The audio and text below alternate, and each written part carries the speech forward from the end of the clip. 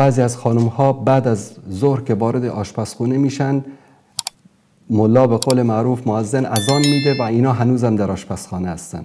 این ظلم است. مردهایی که این گونه برخورد میکنن که باید انواع غذاها سر سفره آماده باشه و زن بیچاره تا موقع غروب و اذان مغرب در آشپزخانه باشه، این ظلم است.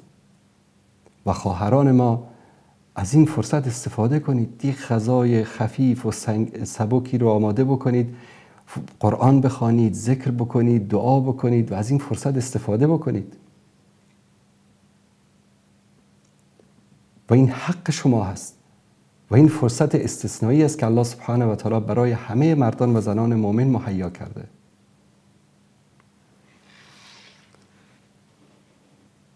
و سعی کنیم در این ماه مبارک حداقل یک بار در طول این ماه قرآن کریم رو ختم بکنیم.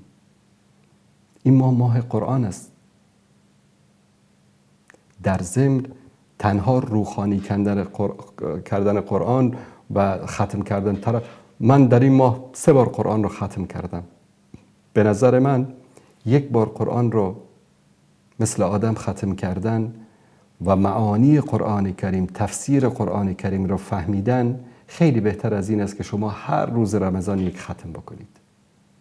یک ختم بکن، اما با تفکر، با تدبر، با فهمیدن معانی و تفسیر آیات قرآن کریم. الله سبحانه و تعالی به همه ما و شما عزیزان این توفیق را عطا بکنه که از این ماه مبارک و از این لحظات آسمانی و از این اوقات استجابت دعا بهترین استفاده رو بکنیم و یک تغییر کلی در زندگی خودمون در این ماه مبارک ایجاد بکنیم.